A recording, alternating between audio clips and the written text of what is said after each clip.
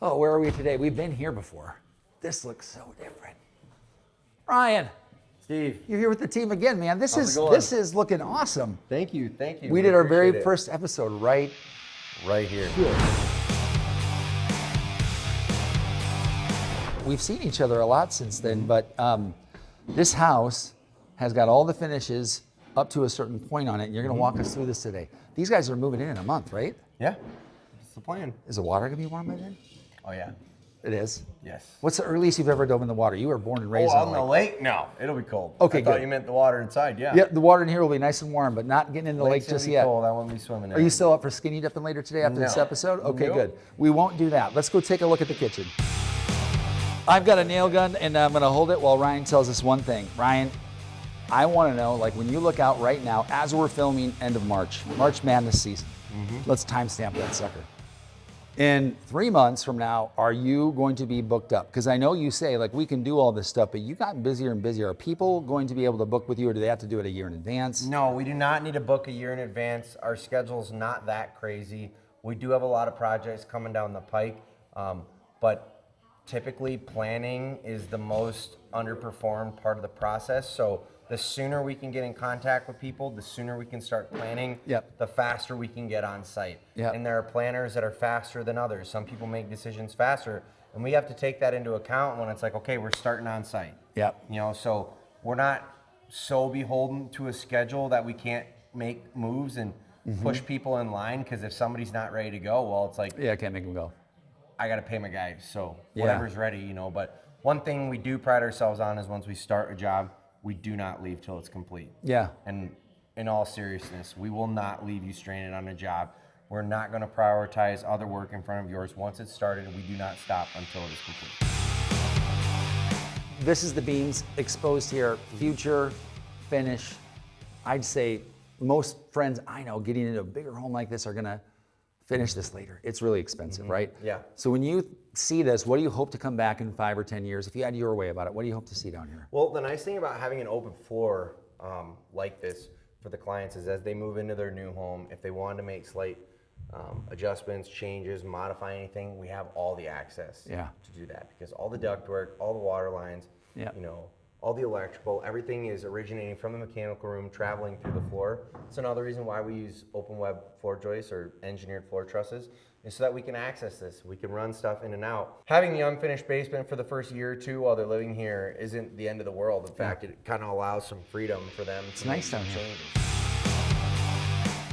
Ryan, when are these people set to move in? So the plan is right about the end of April, middle to end of April, they should be moving in here. Are they feeling good about that? Are you feeling yeah. Everybody's feeling good? They've How been long- really, really flexible with us throughout about the time, so they haven't been, This looks a lot different than it did the last time. yes, it does. We were does. over here. We were down there. We were down here with your guys and they were putting this up. Yeah, so they were actually setting the floor joists when you guys showed up. So we hadn't even put any of this decking down. None of the purlins were installed, none of the roof tongue and groove. How tall is this house from main floor to peak? From main floor to the underside of the peak is about 31 feet. From a heating and cooling perspective, I see a lot of things going on in this house. I think it's probably not the first thing on their mind when you're building a beautiful structure like this. Is that one of the challenges, is how are you now gonna get this thing to? It's definitely one of the top 3 things in my mind when we start something like this, because in a home like this where we don't have an attic space, we have insulation panels that lay on top of the roof deck. Yeah, It's what we would call a hot roof. yeah, I see. So what happens is warm air rises up and it sits up in the peak of the home, and when it does that, condensation can form on the outside, Yeah. and we can get rot issues. So we're super pragmatic about how we do air return and supply. Yeah. We're gonna put a couple more fans in here too that'll help push some of that warm air down, like you see over here. And then we have an air return that sucks a lot of that warm air out of the peak as well, because at the end of the day, we really have to protect Yeah. all this wood. I mean, it's not as simple as just put a furnace in it.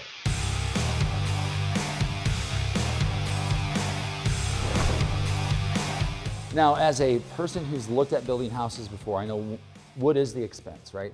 And I'm looking at wood everywhere here. And this is beautiful, beautiful wood. Where did most of this wood come from? We talked about it during the original episode. you source your lumber from 1 or 2 different places. Where did we get this wood from? So this wood comes from Legacy and Posted and Beam. They're out Okay. of Fremont, Nebraska. So they designed the kit, Okay. and they supply us with the lumber. Yep. They have access to sawmills all over the country. Yeah. I believe a lot of their lumber they end up getting out of the PNW and straight north of us. The This thing is about great. this home, we tell the clients, you know, you're gonna hear popping, cracking, Yeah. movement, creaking. That's the beauty, that's the character of a wood home like this. A lot of these timbers, you know, we could get you a close up, but there's spots where, you know, resin is actually gonna bleed out from these trees, and that's the natural process of the Yeah. wood drying. A lot of little details, you know, with the wood, but ultimately, from a structural end of things, it's superior. It's a lot cheaper than concrete, Yeah. steel, ICF. I mean, it's got a lot of advantages. Cost is certainly one of them. Yep, yep. It's definitely not the cheapest option compared to a conventionally framed home. Yep. But it has its benefits, and if you want this look, I mean, this is 100% the way to go. I'm hoping that someday grandkids that may or may not inherit this house will be calling me Yeah. to come and do the remodel, rework on this house, and I can come to this home and feel good about the construction methods that were used, the guys that did the work, and have a full understanding of how homes like this are put together. This is truly our specialty. So. Yeah. All right, so Ryan, this is where the kids hang out. Yeah. Okay, so Needed a little simple game room upstairs so that the adults can have a place to corral the kids. now this is strong wood. So this isn't just like, oh, it's a room off. This is a purpose-built room made of really awesome lumber. Also kind of soundproofs itself. Yeah, it's open on the sides, but I mean, for You what wanna it kinda is, hear the yeah, you things. want to hear what's going on with the kids. Yeah, You know, so. I don't think the kids will ever try and crawl through those little cracks on top of there, do you? I would never have I done don't that as a know. kid. Who knows? I think this would have been my dream. I would have probably put like a chain swinging from there and You're just gonna been come like, in here and they're gonna be like yeah, this is crawling up the roof. yeah, this is like American Ninja backwards. Yes. But this is cool, and it walks right out here. We can see each other. This is they can do anything with it. Yes, it's great. So when Nice you little build a space. home like this, Ryan, here's my question to you. When do you say, hey, when someone says, for example, I'm thinking about using this room for this, you're like, I don't think you should do that. Here's what I think you should do.